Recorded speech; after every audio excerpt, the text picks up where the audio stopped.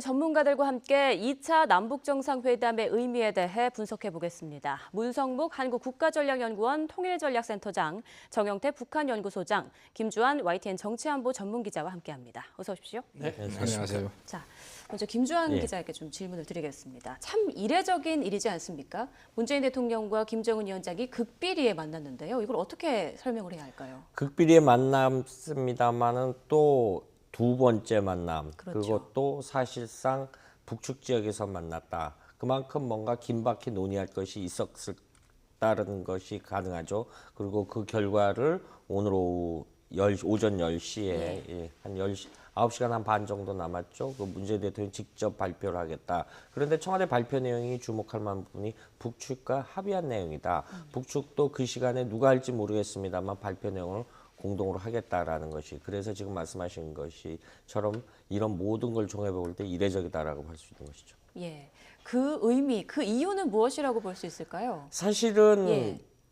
북미 정상회담에 임하는 김정은 위원장이 어떤 여러 가지 어려움을 토로했을 개연성이 많고, 네. 그다음에 이 트럼프 대통령을 수차례 만났던 문재인 대통령이 조언했을 가능성이 있고요. 여러 가지 지금 미국의 입장이 이러니까 이러이러한 태도를 내놔라. 지금처럼 그 어떤 그 회담을 어긋나게 하는 그런 행태는 하지 말고, 미국이 계속 의구심을 보내는 바가 있으니까 이 부분에 대해서 진정성 있게 카드를 내놔라. 그래서 저는 이걸 뭐 통큰 선물을, 그러니까 비핵화의 구체적 방법론에 있어서 뭐 미국이 요구하는 대로 수세적으로 하지 말고 먼저 선제안을 해라. 뭐 이런 식의 조언을 했을 개연성이 굉장히 크다, 이렇게 볼 수 있을 것 같습니다. 네, 그럼 김정은 위원장과 문재인 대통령 누가 먼저 이번 정상회담을 제안했을 거라고 보십니까? 지금 그분의 양쪽의 그 공감대가, 이해도가 맞아 떨어졌다라고 봅니다. 왜냐하면 우리는 1박 4일간의 문재인 대통령이 워싱턴 방문됐는데 바로 그 다음날 회담 취소 이야기가 있어요. 그래서 예. 여러 가지 관련이 있지만은 그걸 뭉뚱그려서 코리아 패싱이 아니냐라는 그런 비판적 시각을 불식시켜야 될 필요성도 있었던 것 같고요. 북한의 입장에서는 사실 이번 2차 정상회담 이전에 그 이전 직전상에 보면 제3차 방중 가능성이 거론되고 있었습니다. 지금 화면에 보이시지만은 김정은 위원장의 집사격인 김창선 부장의 모습이 안 보입니다. 그런데 이 인물이 오늘 오후에 베이징 서두공항에서 평양으로 돌아가는 모습이 포착됐다라는 거거든요. 어제 오후죠. 예, 그리고 이 오늘이죠. 오늘과 내일 중국 동북 지역에 열차 운행 중지가 공식적으로 여러 가지 광범위하게 이루어졌는데, 이런 부분에서 정황적 상황에 있어서 김정은 위원장이 북미 정상회담에 앞두는 상황이 어떤 또 시진핑 주석의 의견을 듣기 위해서 중국을 방문하려고 하는 개연성이 높아졌었는데 이건에 만났죠. 그런데 오늘 오전 이제 발표를 보고 나서 오늘 오후라도 김정은 위원장이 베이징으로 갈 가능성도 현재로서는 배제할 수 없다, 이렇게 정리할 수 있을 것 같습니다. 네, 이번에는 센터장님께 좀 질문을 드리겠습니다.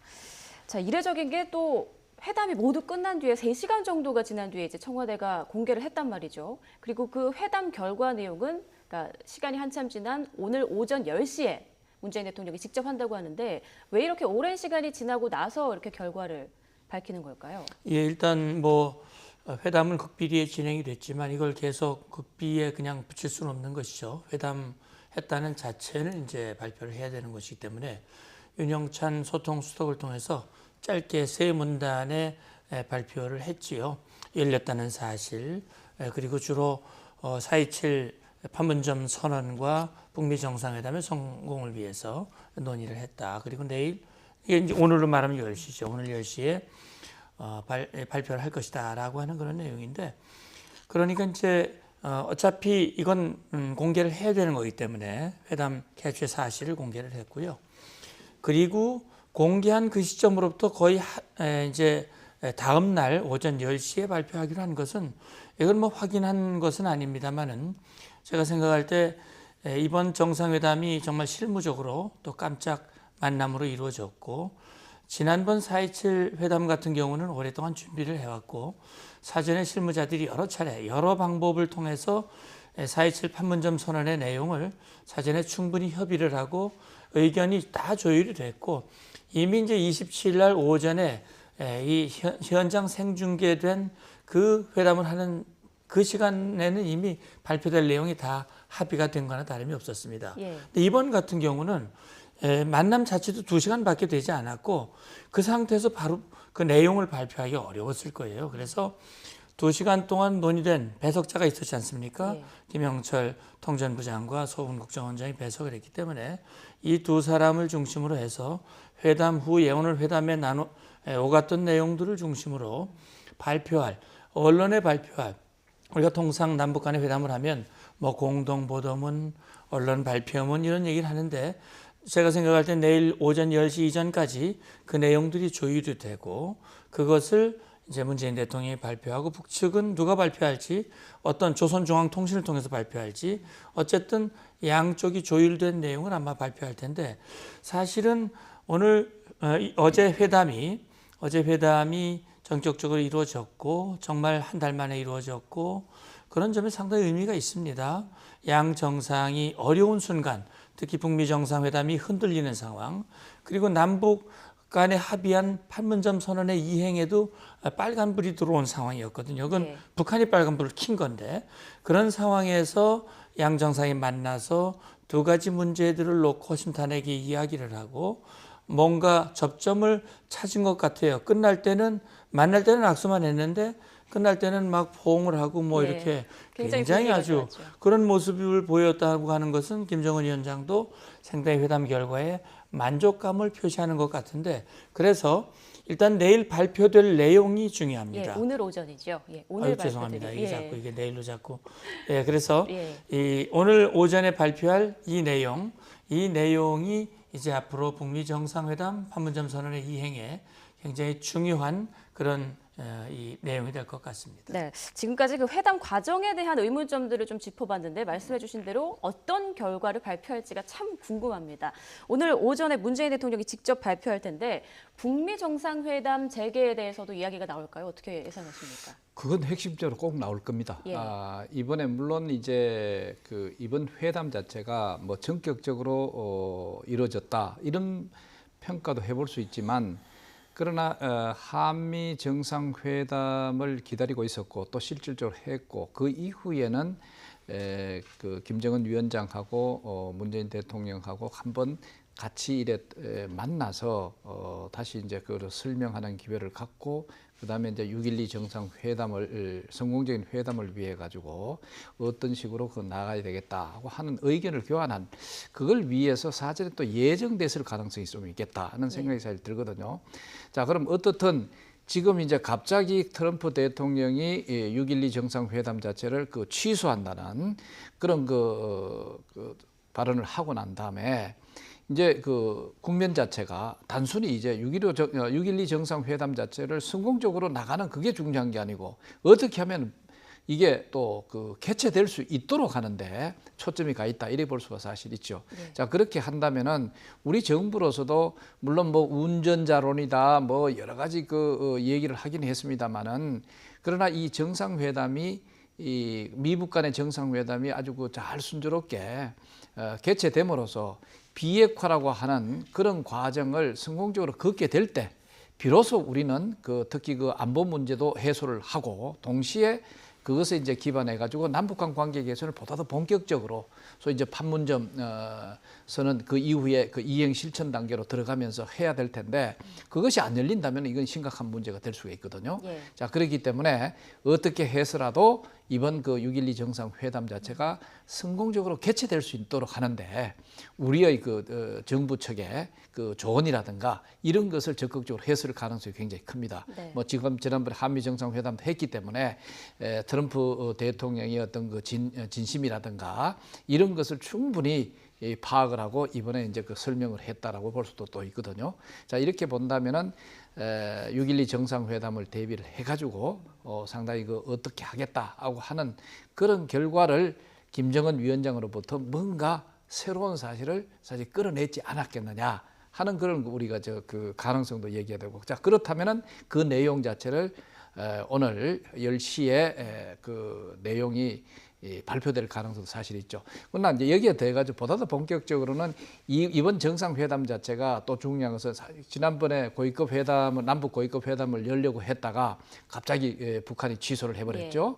그다음에 또 거기에 더해가지고 이번에 그 정상회담도 이거다 교착 상태로 또 가버렸다. 이렇게 되는 상황에서 이렇게 보면 앞으로 남북한 관계 개선 자체도 이것도 또 우리가 중요한 문제거든요. 자, 그렇게 한다면은 지금 기다리고 있는 6.15 공동선언을 기념하는 뭐 공동 행사라든가 아니면 여타의 또 남북 이것을 위해 가지고 남북 고위급 회담을 개최하도록 해서 여타의 어떤 여러 가지 교류라든가 이런 활동을 매끄럽게 할 수 있을 어떤 그런 내용들을 이제 차질 없이 계획대로 해 나가겠다라고 하는 내용들이 또 담겨 있을 가능성이 굉장히 크죠. 뭐 이렇게 함으로써 미북 정상회담 그리고 남북 정상회담 이것을 동시에 양축으로 이래 해가지고 이번에 보다 더 남북 관계 개선대로 또 미북 관계 개선이라든가 보다 더 발전적으로 비핵화를 위해서 나갈 수 있도록 하는데 하나의 핵심이 되지 않겠느냐. 핵심 내용을 포함하고 있지 않겠느냐 하는 생각입니다. 네, 그러니까 오늘 발표에 북미 정상회담 성사에 대한 내용은 담겨 있을 것이다.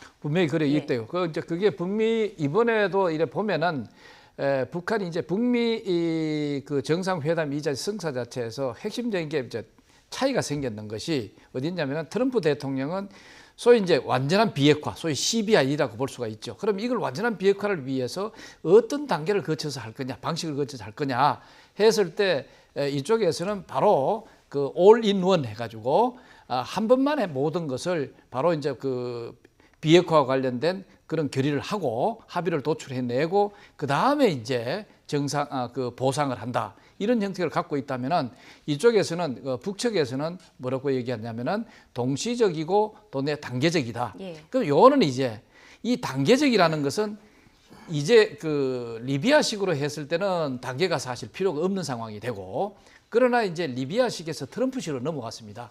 트럼프식 속에는 그 단계 자체를 이제는 어느 정도 짧지만 아주 그 핵심적으로 이것을 거치면서 한다.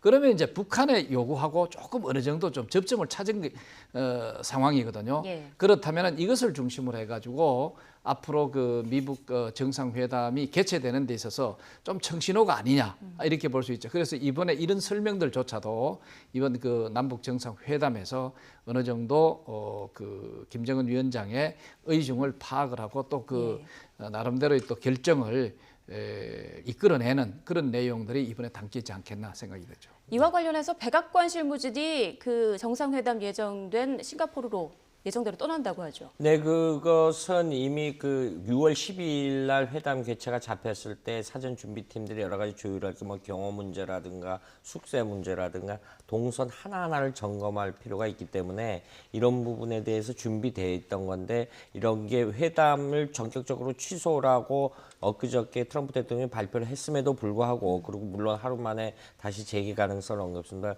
그 유지는 그대로 유지한다. 그래서 그때 사실은 여러 가지 회담 취소가 오히려 보다 나은 협상력을 위해서 보다 나은 북한을 압박할 수 있는 수단 방법이 아니겠느냐라고 근거 중에 봤던 것이 무기한 연기를 안 했던 것. 지금 말씀하신 대로 실무진들이 그대로 가고 싱가포르 정부도 이 준비를 그 양측 손님을 맞는 데서 준비를 그냥 하겠다 예정대로 하겠다라는 그런 그 보도자료를 낸 적이 있거든요. 예. 어제 날짜에. 그리고 거기는 세계 각국의 언론들의 호텔 숙소라든가. 그래서 그런 이행 과정에 준비를 한다. 요는 그 엊그저께 그 폼페이오 국무장관이 미 상원에 출석을 해서 우리 백악관 실무진들이 나갔는데 그런 거에 대한 응답이 없었다라는데 이번에 북측 관계자들이 얼마나 많은 사람들이 참가하고 사실 싱가포르 주재 북한 대사관의 직원이 저희 기자가 다녀왔습니다마는 대사 1명하고 일반 외교관 2명 이렇게 작은 사무실 하나를 임차해서 쓰는 물론 동남아 외교의 거점이라고 했는데 북한의 외교관 생활이 상당히 공공하기 때문에 이런 실무 인력들 그러니까 역시 이 미국의 실무진들 인원의 만큼 한 30여 명이 간다 그러죠. 그런데 북한 역시 그 정도 규모는 아니래도 와서 준비를 해야 되는 그런 예. 상황에 부딪힌다 이렇게 볼 수 있는 것이죠. 네. 자, 어제 그 남북 정상회담 그 공개된 영상을 보면 아까도 언급이 됐었지만 굉장히 두 정상이 환하게 웃으면서 포옹하는 장면들이 나오는 걸로 봐서 아주 낙관적인 결과가 이루어지지 않았겠냐 이런 얘기들이 있었는데 김주환 기자가 그 영상을 봤을 때 어떤 부분을 좀 눈여겨볼 만하던가요? 첫 번째, 전 세 가지 포인트가 있다라고 봅니다. 첫 번째, 악수할 때 굉장히 좀 긴장했어요. 예. 그러니까 긴장했다라는 것이 김정은 위원장이 좀 얼굴에 어두움이 있었는데 고민을 많이 했겠죠. 북미 정상회담을 앞두고 사실 남북 정상회담보다 북미 정상회담이 김정은 위원장으로서는 몇 배 부담이 될 겁니다. 왜냐하면은 우리는 4.27 정상회담 때 봤습니다. 같은 언어를 쓰기 때문에 농담도 같이 해도 웃고 그래서 분위기를 부드럽게 하겠지만은 그렇죠. 정서가 다르고 영어 통역을 해야 되는 부분이거든요. 그러니까 이렇게 한국식 혹은 북한식 농담을 해도 통역자가 이해를 못하면은 트럼프 대통령한테 의중이 전달을 안 해는 그런 장면에 대해서 긴장을 했다가 2시간여 동안 회담 결과에서 유럽식으로 인사하지 않습니까? 그래서 굉장히 좀 뭔가 본인이 마음에 드는 대화가 오고 갔을 거다라는 부분 하나와 저는 정의용 안보실장이 안 보이는 부분을 굉장히 좀 중히 봐야 된다라고 예. 봅니다. 네. 정의용 안보실장이 포인트 하나고 그리고 김여정 부부장이 왜 배웅만 했을까, 영접만 했을까, 배석을 하지 않고. 배석하지 않을까. 이 예. 부분은 이제 최근에 최선희 부상과 김계관 부상의 어떤 일련의 그 담화를 통해서 미국이 이렇게 굉장히 화를 낸 부분과 뭔가 관련이 있지 않겠느냐 이런 걸 좀 추론해 볼 수 있을 것 같습니다. 네. 뭐 정확한 배석자는 아직 뭐 밝혀지지 않았다 이렇게 나와 있지만 화면상으로 봤을 때는 아까 말씀하신 것처럼 서훈 국가정보원장이랑 북측에서는 김영철 통일전선부장이 배석을 했습니다. 거기에 대해서는 좀 어떤 의미를 둘 수 있을까요? 굉장히 최소한 한 것 같은 느낌이던데요. 그렇죠. 예. 이게 이제 뭐 지금 말씀하신 대로 김여정 부부장이 들어가진 않았지만 지난 4월 27일에는 김여정 부부장과 우리 이제 임종석 비서실장이 들어갔단 말이죠. 그러니까 우리 임종석 비서실장은 이제 정상회담 준비위원장이고 그런 걸로 보면 김여정 부부장도 직급은 부부장이지만 역시 전반적으로 4.27 판문점 정상회담을 준비했던 그런 역할을 아마 하지 않았을까라고 보는데 이번 회담은 4.27 회담과 다른 것이 4.27 정상회담은 이미 예고가 됐던 것이고 굉장히 공식적인 그런 첫 회담이었습니다. 준비한 내용도 많았고요. 또 실제 준비하는 과정에서 남북 간의 실무회담도 여러 번 열렸고 현장에서 실제 모의 연습들도 많이 했고요. 예. 아마 그렇기 때문에 그 역할, 이 김여정 부부장이나 또 임정석 비서실장의 역할들이 있었지만 이번 같은 경우는 그런 의정이나 경호나 뭐 이런 것보다는 중요한 것은 내용입니다. 그래서 지금 우리 서훈 국정원장과 김영철 통전부장은 사실 금년 1월 1일 이후에 남북 정상회담 또 이어지는 북미 정상회담 전반적인 과정들을 실질적으로 준비해온 그런 인물이라고 볼 수 있거든요. 그리고 1월 이후부터 지금까지 아마 여러 가지 방법으로 서로 소통하고 접촉하고 그런 과정들을 이어왔다고 봅니다. 그러니까 아까 이제 정영태 소장님은 이번 정상회담이 남북 간에 이미 좀 준비된 것이 아니었느냐라는 말씀을 하셨는데 저도 그런 마음이 가는 이유가 뭐냐면 저는 통일각에 많이 가봤습니다. 예. 그래서 저기 가서 직접 군사회담을 많이 하고 김영철과도 저 자리에서 만나서 회담을 여러 번 했던 그런 경험이 있는데 통일각에 이미 이제 오늘 보면은 북한 인민군 의장대가 나와서 약식이지만 준비를 했고 레드카펫을 깔았습니다. 그리고 들어가는 현관 로비에 아주 또 이 뭡니까 카펫을 또 깔아놨거든요. 과거에 없었던 것들입니다. 그런 것들이. 그다음에 회담장 안에도 보면 뒤에 병풍이 쳐져 있고 여러 가지 그 집기류라든지 이런 것들이 상당히 달라졌어요. 저게 갑자기 하루 이틀 만에 저렇게 준비할 수 있을까 모르겠습니다. 제가 지금 지난번 고위급 회담 때의 화면과 비교해서 말씀을 못 드리겠는데 아무튼 그런 점과 또 문재인 대통령이 맥스 선더 연습 25일 그것이 끝나면 남북 대화가 5월 16일 날 고위급 회담이 중단이 됐고 리성건 위원장이 굉장히 부정적인 언급을 쏟아내긴 했지만 아마 재개될 것이다. 이런 얘기를 했을 때만 해도 과연 될까 했는데 이렇게 정상회담으로 연결된다고 하는 것은 이게 뭔가 사전에 내가 말씀드린 대로 김영철과 서훈 원장끼리 미리 어느 정도 한미 정상회담이 끝나고 돌아오면 6.12 북미 정상회담을 대비해서 결과를 설명하고 협의하고 하는 그런 것들이 사전에 교감이 있지 않았겠냐라고 하는 생각도 드는데 어쨌든 배석자에 대한 의미에 대해서는 제가 그렇게 설명을 드립니다. 그러니까 센터장님과 소장님께서는 이번 남북정상회담은 사전이 어느 정도 조율이 된, 사전이 준비된 그런 회담일 것이다라고 말씀을 하셨습니다. 저도 어떻게 비슷한 보십니까? 동선으로 봅니다. 왜냐하면은 북쪽 판문점이라는 것이 아무데나 정상이라도 아무 때나 갈 수 있는 건 아닙니다. 물론 북쪽은 그 1990년대 중반에 군사정권의 무력화 조치 이후로 자기들은 아무 때나 들어갔는데 우리는 유엔사라는 이 또 다른 관문하고 협의를 해야 됩니다. 물론 어느 정도 조율이 되기 때문에 이런 정상이 움직이기 때문에 사실 보이지 않는 곳에서 경호 문제 같은 경우 쉽게 말해서 군인들도 경호에 동원이 되거든요. 보이지 않는 곳에 이런 부분도 있기 때문에 이것이 일부 청와대는 오보라고 발표했습니다만 전화 통화를 해서 하다가 직접 만나서 이거는 굉장히 무리수가 있다라고 볼 수 있는 거죠. 그래서 제가 엊그제 어떻게 지나가다가 어느 정부 관계자를 만났는데 지금 역산을 해보면 그런 일들이 어떤 그 유엔사 관련 부분이 협의가 되지 않았느냐. 그렇기 때문에 이것이 뭐 하루 만에 전격적으로 이루어진 것은 아니다 이렇게 볼 수 있는 것이죠. 네. 그러면 이번 남북정상회담 트럼프 대통령도 사전에 어느 정도 인지를 하고 있었을까요? 어떻게 보십니까? 그게 우리가 이게 예정됐고 좀 준비되는 것이라고 한다면은 이번 이런 일련의 과정을 통해서라도 전달이 됐다고 이래 볼 수가 사실 있죠. 그렇기 때문에 트럼프 대통령은 자기가 6.12 그 미북 정상회담을 취소하는 그런 그 선언을 하면서도 다시 또 6.12 정상회담이 열릴 수도 있다.